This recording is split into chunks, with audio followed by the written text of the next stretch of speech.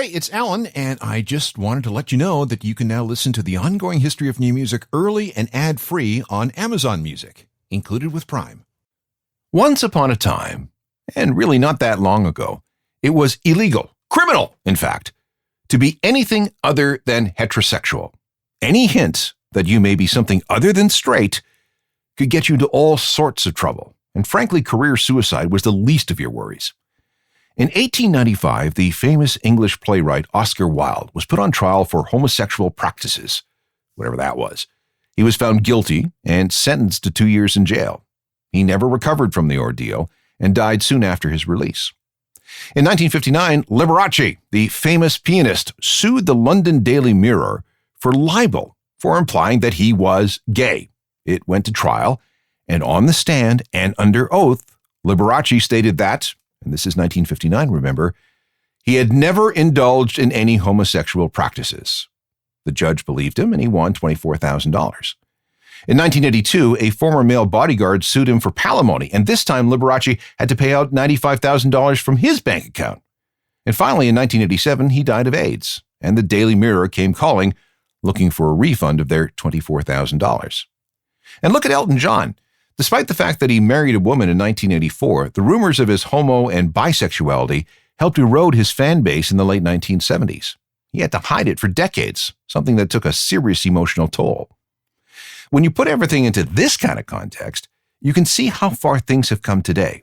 If someone comes out, the admission is greeted by, well, a shrug. It's like, okay, cool, whatever. And not only that, but sexual orientation is now protected by law in much of the world. In many places, the law treats anti-gay and sexist comments in the same way other laws treat racist and anti-Semitic insults. Say something homophobic in France, and you could end up with 12 months in the clink, plus the equivalent of a $75,000 fine. But it wasn't always this way, including in the world of rock, which was supposed to be so progressive and liberal and tolerant. Here are some stories of brave people who took a lot of arrows for who they were. This is the Ongoing History of New Music podcast with Alan Cross. Sing if you're glad to be gay. Sing if you're happy that way. Hey, sing if you're glad to be gay. From February 1978, about a decade after homosexuality was decriminalized in the UK, that's British songwriter Tom Robinson with Glad to be Gay. It is impossible to overstate how controversial that song was when it was released back in 78. Tom has quite the history. When he was a teenager, he was sent to a special home for maladjusted boys. Turns out that there were similar maladjusted boys there with him, and he was able to come out. Robinson originally wrote the song in 1976 for a gay pride parade in London, and his inspiration was the Sex Pistols and the in-your-face, tell-it-like-it-really-is attitude of punk songwriting. It became the gay national anthem of the UK and is still considered to be a landmark song in the history of LGBTQ music. Hello again, I'm Alan Cross, and this program is dedicated to those who weren't afraid of admitting their sexuality when society wasn't ready to hear it. And let me start by posing this question. You know the answer, but I'll ask it anyway. What do the following people have in common? Tchaikovsky, Handel, Schubert, George Gershwin, Beatles manager Brian Epstein, Freddie Mercury of Queen, B-52 singer Fred Schneider, Morrissey, punk legend Bob Mould, and Michael Stipe of R.E.M. Okay, here are a few more. Pioneering rock guitarist Sister Rosetta Tharpe, Janis Joplin, Joan Jett, Melissa Etheridge, Tegan and Sara, St. Vincent. All of the above, and many, many, many more, identify as gay or at very least bisexual. Music can be a very powerful thing when it comes to changing the world. Rock has been used to spread political and social messages. It has been used to enlighten, to educate, and to motivate. LGBTQ musicians have not only played a big part in breaking down barriers faced by non-hetero people everywhere, but a number of high-profile, highly influential alt-rock pioneers have been part of this community too. And that's what the show is all about, recognizing the contributions and sacrifices made by various LGBTQ musicians during the era when you just couldn't talk about who you loved. Who was the first rocker to come out of the closet? Well, quite possibly this guy. Wop bam loom bam bam bam bam to the boot, oh to the boot, Little Richard was not only one of the first rock and roll stars, but he was also one of the first black rock and roll stars. But in 1957, right in the middle of a tour of Australia, he had a crisis of faith after, in his words, dreaming of his own damnation, much of which had to do with his closeted gayness. He quit the music business for 5 years and never really recovered the heights that he enjoyed in the middle 1950s. The next major coming out was David Bowie in 1972. He had been attracting sporadic attention since 1964, when he appeared on British TV defending the right of a man to have long hair. He was the spokesman for an organization known as the International League for the Preservation of Animal Filament. He was just 17 at the time of this TV appearance. Long-haired men, you've got to have your hair, 9 inches long before you can join? Well, I think we're past that over now. Have you? Yes. Now, exactly who's being cruel to you? Well, I think we're all fairly tolerant, but for the last 2 years we've had comments like darling and can I carry a handbag thrown at us. I think it's just had to stop now. But does this surprise you that you get this kind of comment? Because after all, you have got really rather long hair, haven't you? We have, yes. Yeah, it's not too bad, really. No, I like it, and I think we all like long hair. And we don't see why other people should persecute us because of this. But the best was yet to come. In January 1970, Bowie became one of the first pop stars to be interviewed by Jeremy, which was a gay magazine.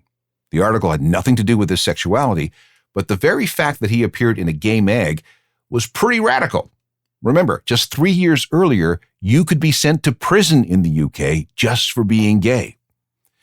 10 months later, a lot of people really freaked out when a long-haired Bowie appeared on the cover of an album called The Man Who Sold the World.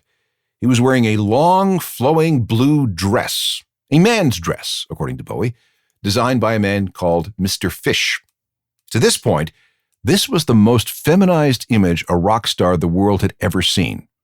Some stores were so outraged by this that, believe it or not, they refused to stock the album.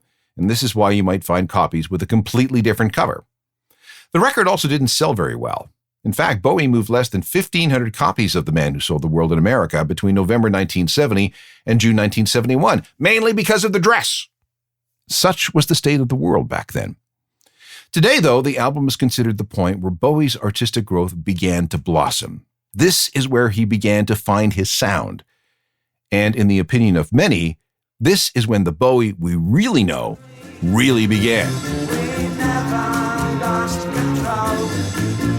Your face to face with the man who sold the world. The real shock from Bowie came a couple of years later, January 22nd, 1972. He gave an interview to the NME, one of Britain's big weekly music tabloids.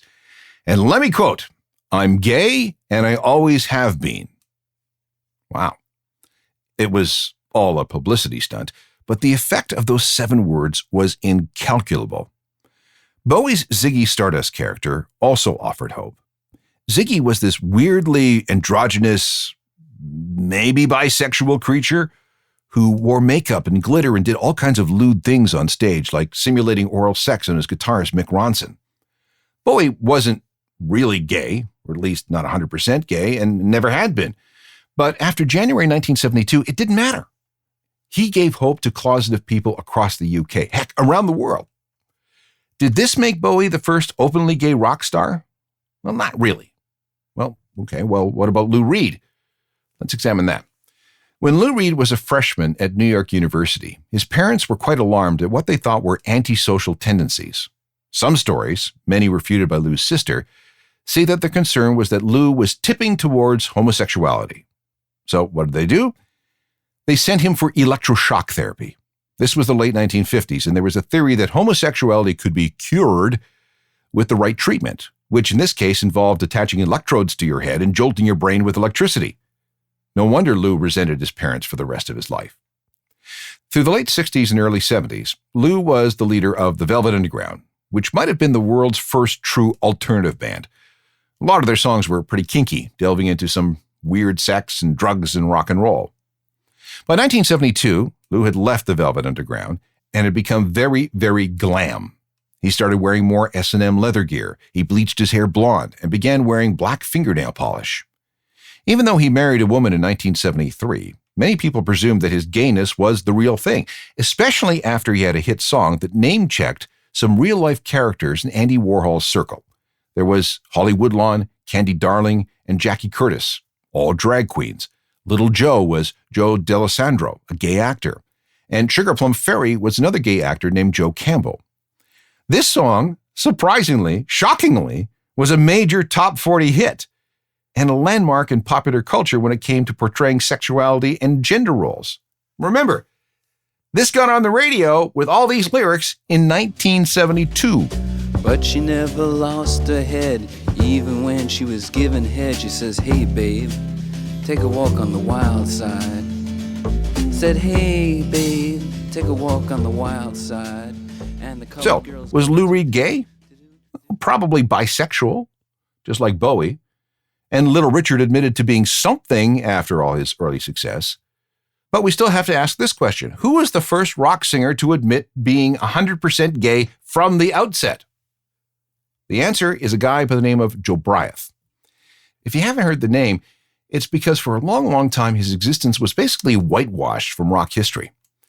His real name was Bruce Campbell. He was a member of a forgotten California band called Pigeon. Then he got into musical theater, performing in productions of Hair. He was also a part-time drug addict and occasional rent boy. That didn't stop a manager by the name of Jerry Brandt from striking a deal with Elektra Records for $500,000, a huge amount of money at the time. Joe Bryant's debut album was recorded with help from Peter Frampton and John Paul Jones of Led Zeppelin. And to launch the record, Elektra paid to have a $200,000 billboard of a nearly nude Joe Bryant right in the middle of Times Square. Full-page ads appeared in the New York Times and Rolling Stone and Vogue and even Penthouse. Another $200,000 was spent on a stage production that was supposed to open at the Paris Opera House. Props included a 40-foot model of the Empire State Building designed to represent, one of those. And in interviews, Joe Bryant referred to himself as a true fairy. That's a quote. But it all came crashing down. The Paris shows never happened, and after 2 albums, Joe Bryant disappeared. He bounced between LA and New York, not really doing much of anything, including music, because of an ironclad 10-year contract to Jerry Brandt, and they weren't talking. By the early 80s, his bathhouse habits had caught up with him, and Joe Bryant contracted AIDS. He died on August 3rd, 1987, 1 week after that 10-year contract expired. It's only now, and thanks to a contingent of fans who discovered him after his death, a contingent that includes Morrissey, by the way, that Joe Bryant is being acknowledged for his contributions to music. This is a sample of his first album, a self-titled release from 1973 that featured contributions from Peter Frampton. This is called Take Me, I'm Yours.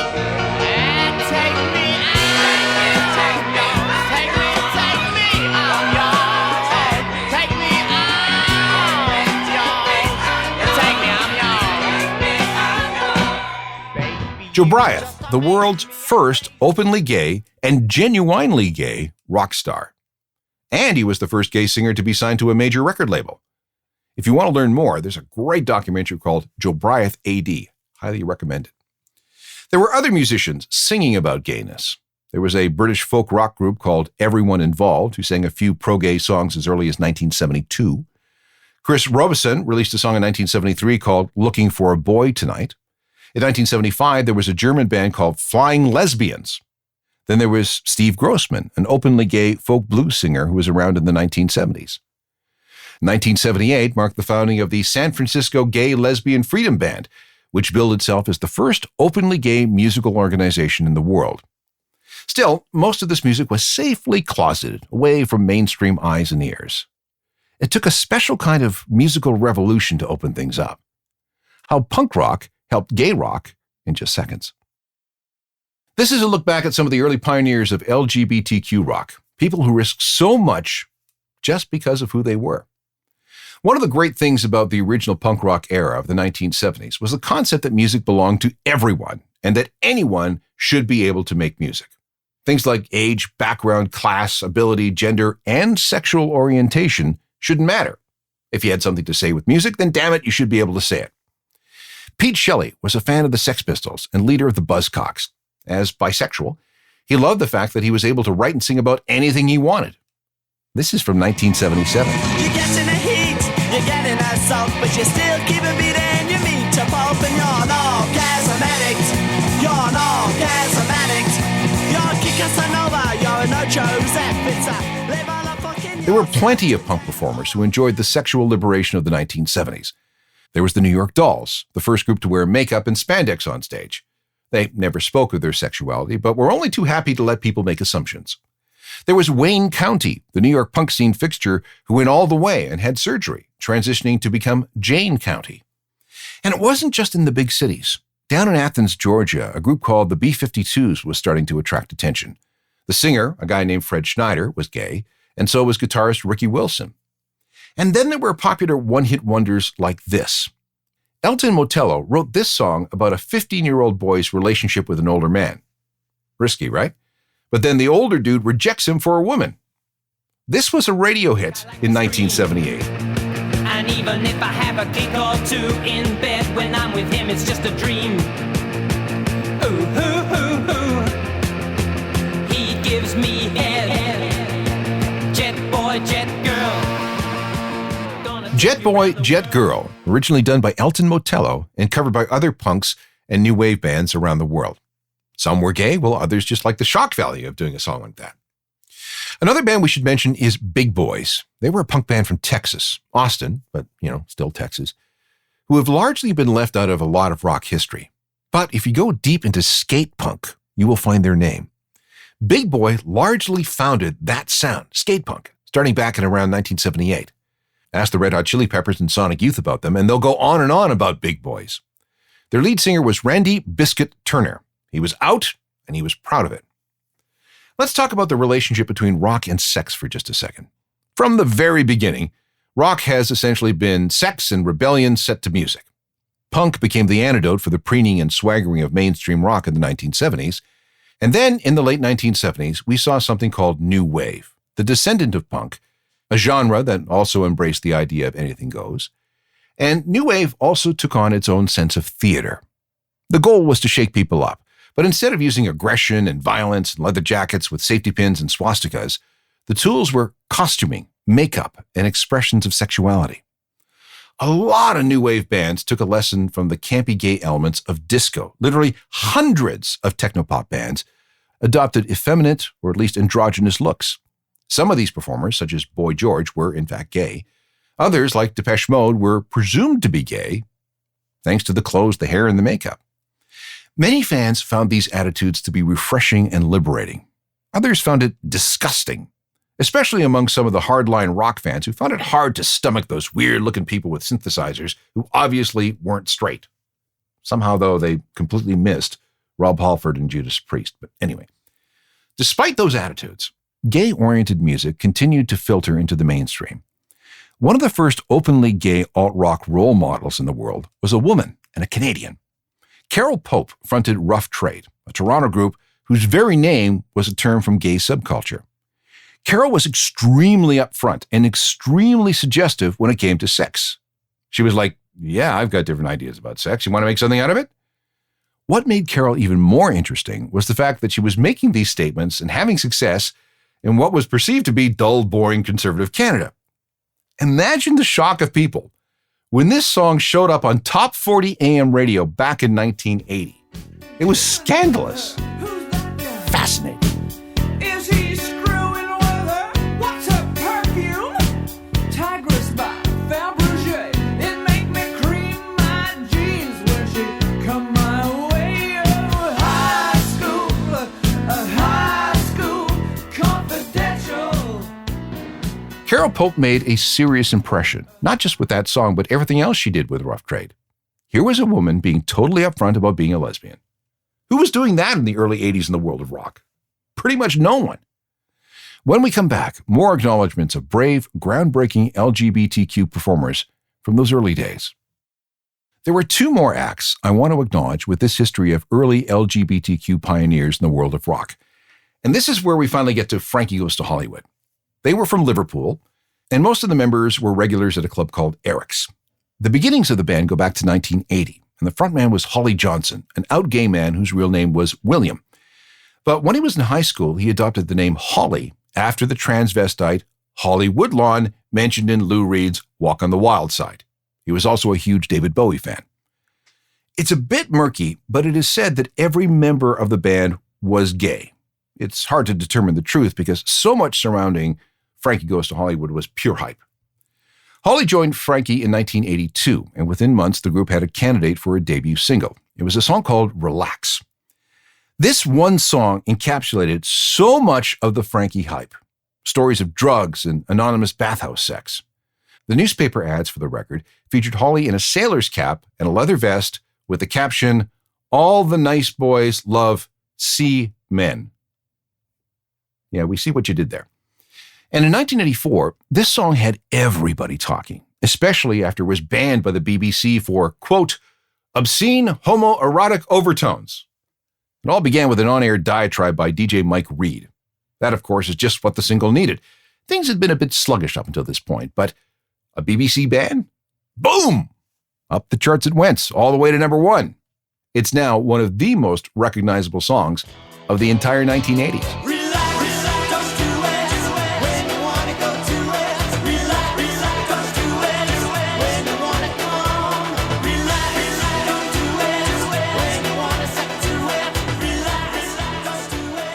There's one more band I want to mention before we wrap things up, and that's Bronski Beat. They were a synth rock trio from Glasgow, a pretty bleak place in the early 80s and mid-80s, and a tough place to be openly gay, as all 3 members of the band were. But that didn't stop them. Bronski Beat started out playing local arts festivals and quickly grew annoyed with how sanitized and safe other gay performers were playing things. Their thing was to write honest songs about being gay, the politics involved, the social challenges, and the abuse the LGBTQ community faced. It took them all of 9 gigs to get a record deal with London Records, and they hit it out of the park with their first single. It was called Small Town Boy. Powerful stuff. The melody and the beat sucked you in, but then you started to realize what the message was within the song. It told the story of a young gay man leaving his family and his hometown because he just didn't fit in or wasn't wanted. The video was also very powerful. You couldn't help but feel terrible for the character played by singer Jimmy Somerville, who, by the way, experienced the same sort of things that we see in the video, the bullying, the estrangement from family, and the rejection. Despite its controversial themes, Small Town Boy became a top 10 hit in Canada, the UK, Australia, France, Italy, the Netherlands, and more. Interestingly, it only managed to reach number 48 in the US.